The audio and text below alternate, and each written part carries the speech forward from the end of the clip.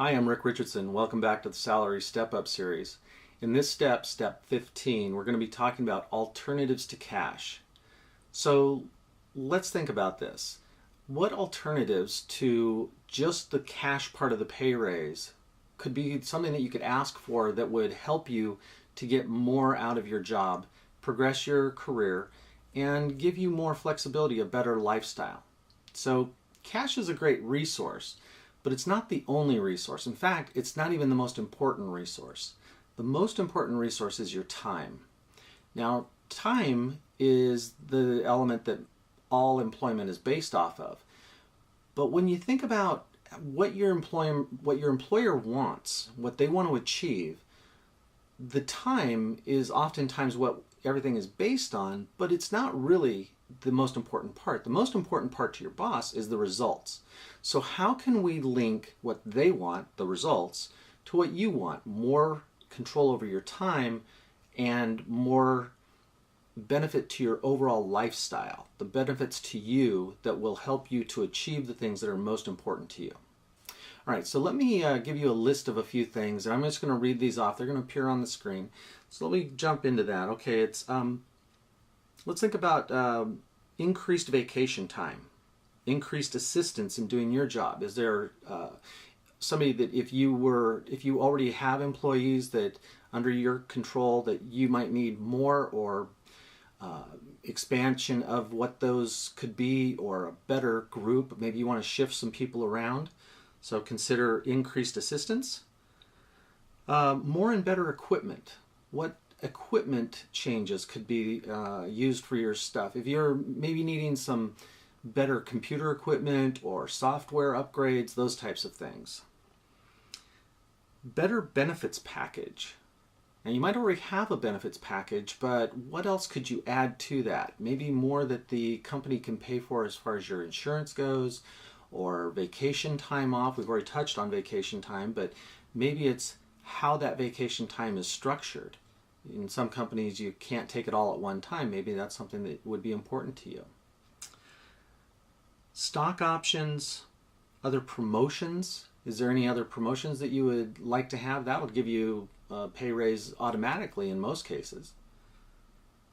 Environment modifications. Now, this could be working off-site, could be splitting your time between the office and your home. Consider what you could change about your environment. In some cases, having a private office is beneficial because of controlling your environment, controlling the sound and all of that. In other cases, it's totally irrelevant. Maybe your environment is outside and you just want to be able to control how much of that is done within your remote access and your remote operations. So we'll get into that a little bit differently. Decreased work hours. So here's one thing that I would want you to consider is how many hours you put in a week and how you can still deliver the results but decrease the number of hours you have to put into it to deliver those results. And that can all tie back into increased employees that work for you, that help you to generate the results that you deliver to the company. The other aspects of that, having newer and better equipment, that kind of thing. Additional bonuses. And also, if you're receiving commissions, how you would do those commissions. If you could increase your commissions, maybe there's different ways that the sales are done. In some cases, maybe there's more money that can be had in the sale that could be transferred to you. And in some cases, companies will compensate on commissions just straight across the board, X amount. Some sales might have a higher profitability, and therefore you could be receiving a higher profit to yourself when you do those sales. So consider how the commissions are structured. And then what about allowances, cars, company cars, per diem, any of those that could be increased to help you do your job better? Might put a little bit more walking around money in your pocket so that you have less stress about the individual tasks that you're doing.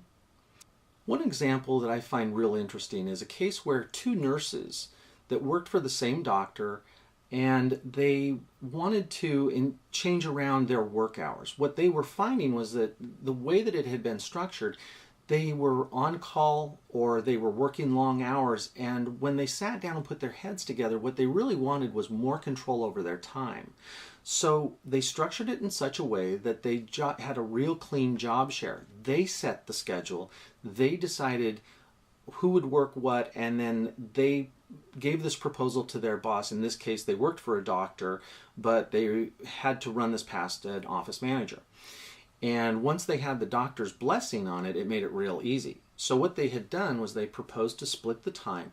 And once they had figured out how this works, they had the ability to work their schedules around their children's schedules, around holidays, and around different aspects of vacation, so that they could tailor their vacation time off to match up with their spouse's time off.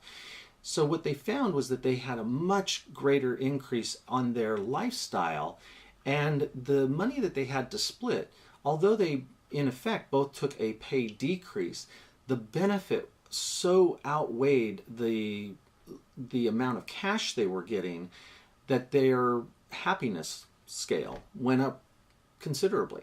The doctor felt that it was more than just that he had two happy employees.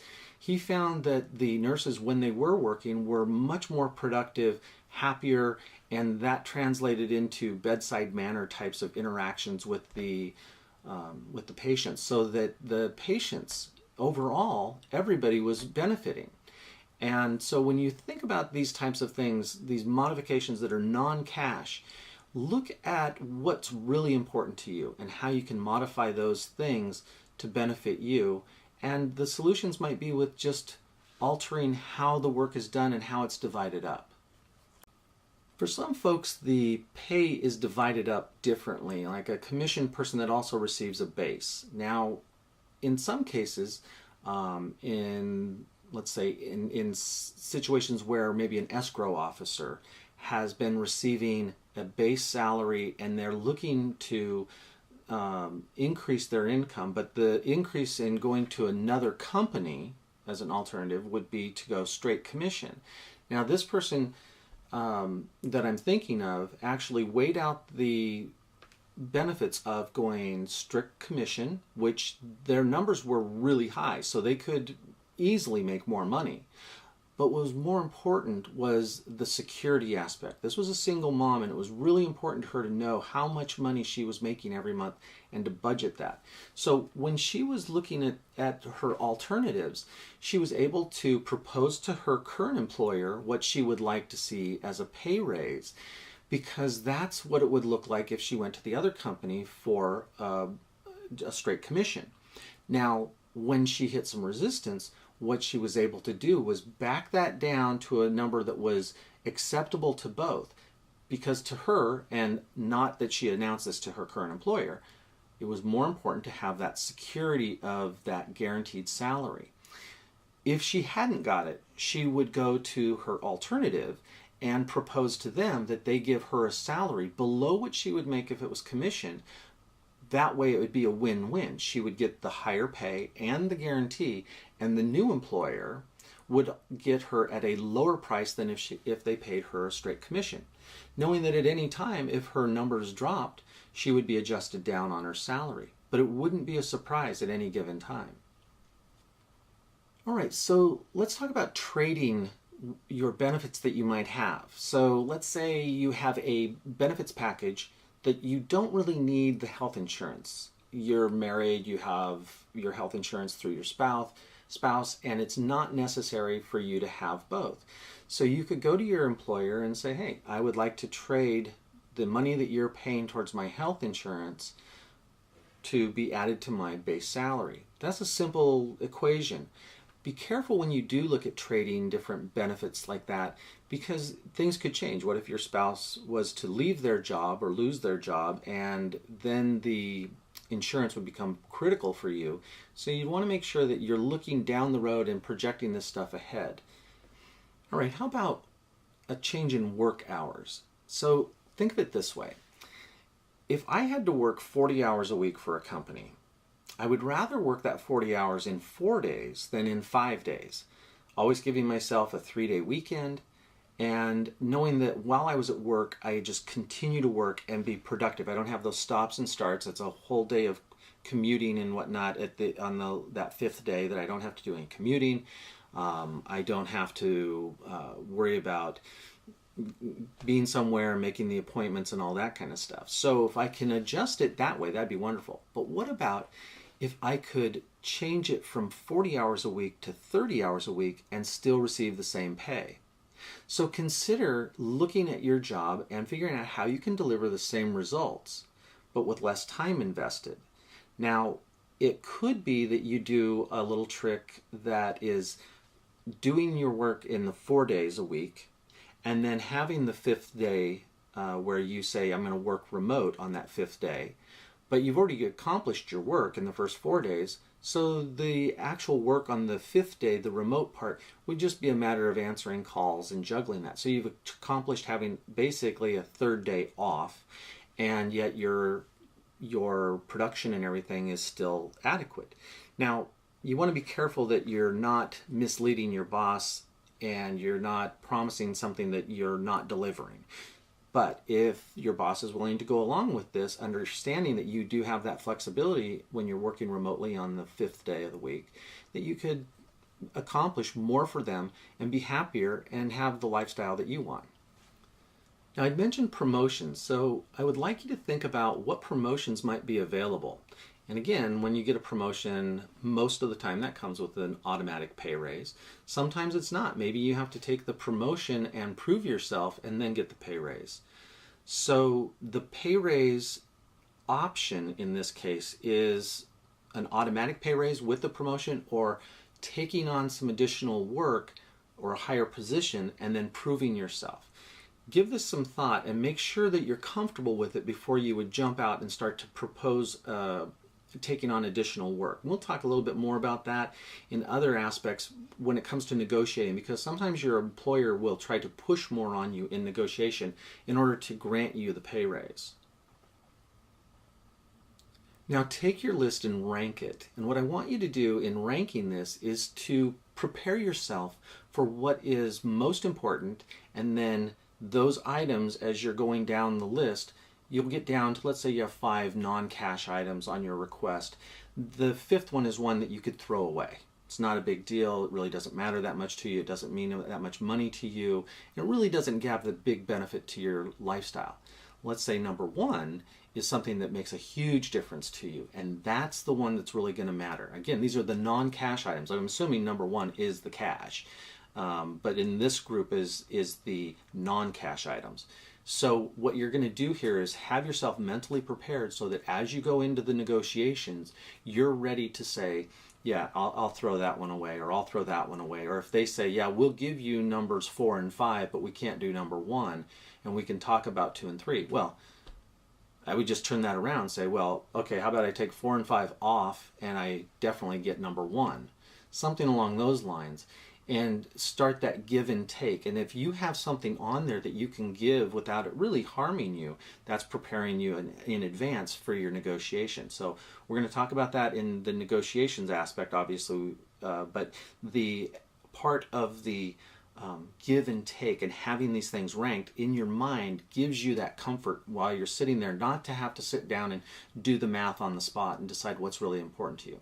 So it's preparation in advance for that negotiation. All right, so the point here is that I want you to get the most non-cash items that you can, because oftentimes those are not budgetary items that affect the company's budget for your salary. So oftentimes there's 2 different budgets, and although it will affect their bottom line, it may be something that's very easy for your boss to give you. More and better equipment, an assistant that might be somebody that's coming out of a floater pool, and that you're able to attach that person to you half-time or full-time. So I want you to think about those things and really delve into what's the most important to you. And obviously at that point you've ranked them, but really consider this as you're preparing it, because it does have 2 different aspects to your boss. thinking about how you can cause these things to relate to what they want and how you can deliver more is the best part of this by playing with two different budgets aspect. All right, now as we move forward into the next steps, I want you to continue to put these things on your objectives list so that you're keeping a really good running tally on your objectives list so that you can refer back to it as you get to the presentation preparation part, so that you're able to look at that list and say, aha, here's the non-cash items. How do we build that into the presentation? Make sure they're on the list, and that's that evolving your two-page documents. You have your goals and then you have your objectives. So on the objectives page is where you put these on. All right. Thank you very much. We'll look forward to seeing you in the next step. This is Rick Richardson with the Salary Step Up series. Thanks.